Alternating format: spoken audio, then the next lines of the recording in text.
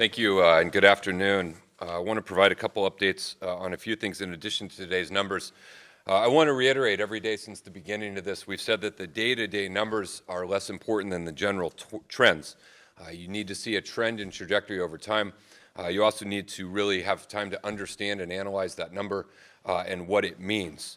2 days ago, we reported our highest number of cases in over 3 weeks at 109 cases. And today is another challenging day. Today we are reporting 152 new positive cases, which is our single largest number of cases to date. But we are reporting 152 new positive cases on the same day. We are reporting a significant day-over-day jump in testing. In the same period, we're reporting 152 positives. We're reporting 2,255 tests.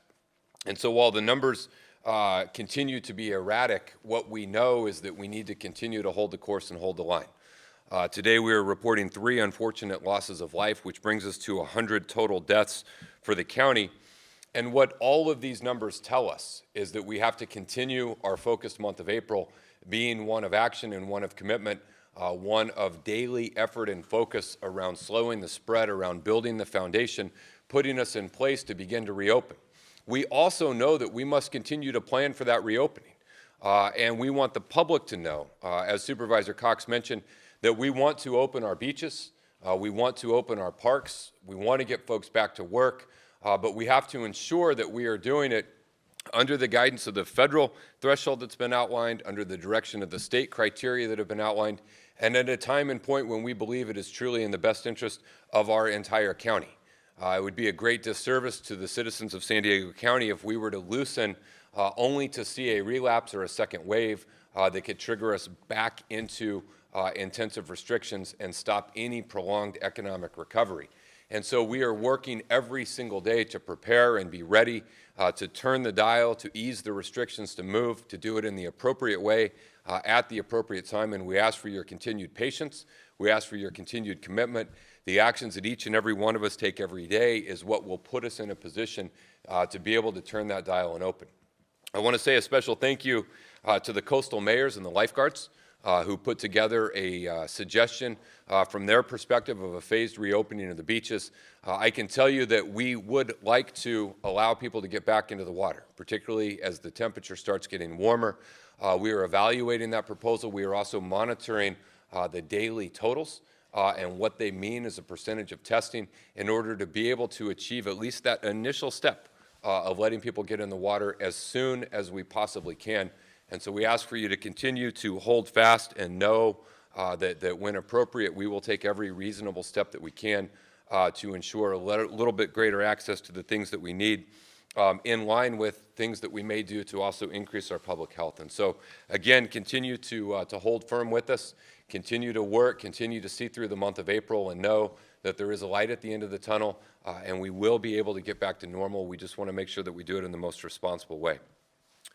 Yesterday, the governor talked about a change on elective surgeries, and to be consistent with what the governor is doing and to be responsive to the situations that our health systems face today, we are modifying our public health order as it relates to elective surgeries. It will now read that hospitals and healthcare providers shall take measures to preserve and prioritize resources. Hospitals and healthcare providers may authorize and perform emergent or elective surgeries or procedures based on their determination of clinical need and supply capacity and where consistent with state guidance. And so it is an attempt to give hospitals the flexibility to do things. Sometimes things that we consider elective are essential. Sometimes if you delay those too long, they become emergent. And so we want to ensure that we are giving our hospitals and healthcare providers the flexibility based on their clinical needs, their supply capacity, in order to be consistent with state guidance that has gone out. I also want to report we're pleased to announce that San Diego County has received $334 million in CARES Act funding. I want to thank the hard work of our congressional delegation and the federal administration for providing these funds. This will go a long way towards helping our region respond to the challenges in front of us. We continue to work with the federal authorities and administration to fully understand the proper parameters of how these funds can be deployed and spent, but we are appreciative of the effort and the actions, and we will keep you updated on that. Lastly, I want to talk for a minute about testing, which has been a source of great interest and concern, not only to us, but to so many of you out there. We have a testing task force that stood up. Yesterday, I walked through the parameters of what we were working to do. The priority focus of that testing task force is to comply with both the state and federal guidance that you have the appropriate capacity of testing, of tracing, and of isolation as a needed component of any easing or reopening. It's important to note that when we talk about capacity of testing, in order to truly have the capacity to do a test, you must have all of the components needed to actually execute that test. An analogy that's been used often is that of a printer. You may have a printer, and that printer may be capable of printing 10,000 sheets of paper a day. But if you don't have any paper and you don't have any toner, you don't really have the capacity to have that toner do 10,000 sheets of paper a day. And so all of the various components that go into executing on a test are a vital part of understanding and achieving that capacity.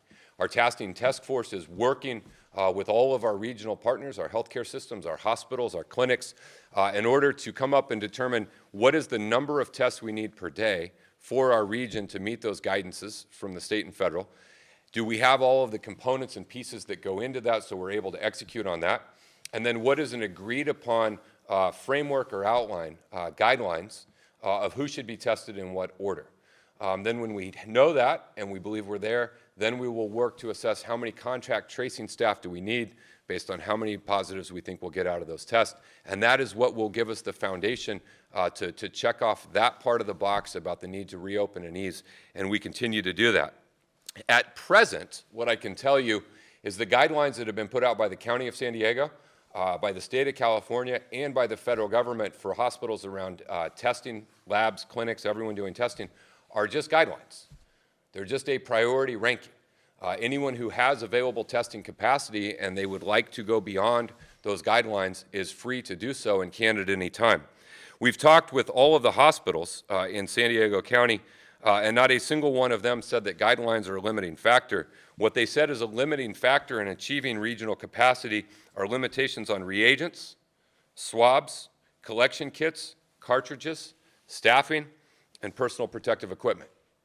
By the way, those are the same limiting factors on every jurisdiction probably on the planet. San Diego County is trying to acquire all of these. Our hospitals are trying to acquire them. We're working with them, and we're doing so in an environment where pretty much everyone, every jurisdiction on the planet is trying to acquire the same number of limited supplies. And so we will continue to proactively work to ensure that we have all of the components that are necessary in order to be able to execute on testing, because it not only helps us with better awareness of what's happening on the ground today, but it also prepares us for the future phases where we're in a position to reopen. And those efforts are ongoing and will continue with a great sense of urgency. As it relates to the convention center, yesterday we had 96 total tested there of the unsheltered individuals and staff. 47 came back negative, 48 are pending, and 1 was considered indeterminate. That brings us to a total for the convention center testing evolution to date of 475 total tested. 326 have come back negative, 144 are pending, and 5 have been considered indeterminate and will be retested. Given the news that we had seen out of San Francisco and Boston and other locations surrounding their homeless shelters to be at almost the halfway point of the convention center capacity without a single positive test is incredibly encouraging.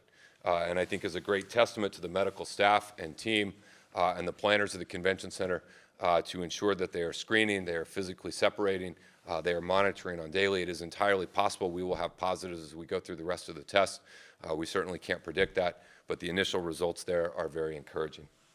Now we will jump into our daily report. The first chart you'll see here reflects the 152 positive tests we have today, which brings us to a total of 2,643. Again, you will notice that 152 it surpasses that of April 2nd, which was our previous single-day high of 146. Next slide on testing capacity, you'll see that we did have a significant increase in testing at 2,255, which is a positive step. Again, we've seen a kind of erratic nature of testing, but we certainly hope to see continued increases here, which could partially account for the higher numbers.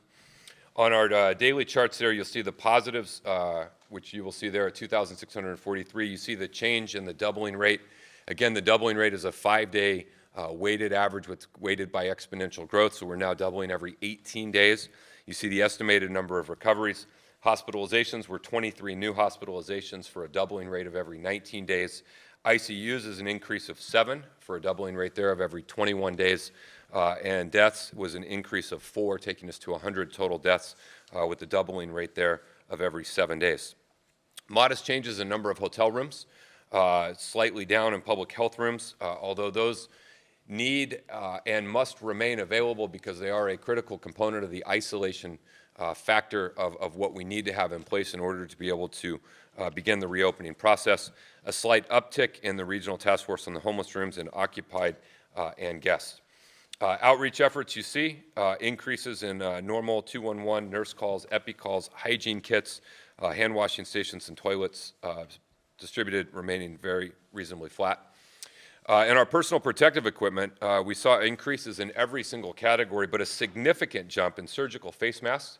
In the last 24 hours, we've distributed 64,120 surgical face masks. This is a vital component our healthcare system and partners need of personal protective equipment, and I want to commend the staff of the Medical Operations Center for being able to secure and distribute these, along with increases in everything else that you see listed there. And then our ventilator capacity remains in a solid position. 23 of 23 hospitals reporting with 595 ventilators presently available, plus those that we have here in county surplus, ready if a surge requires it. With that, I will turn it over to Dr. Wilma Wooten for her Public Health Officer's report.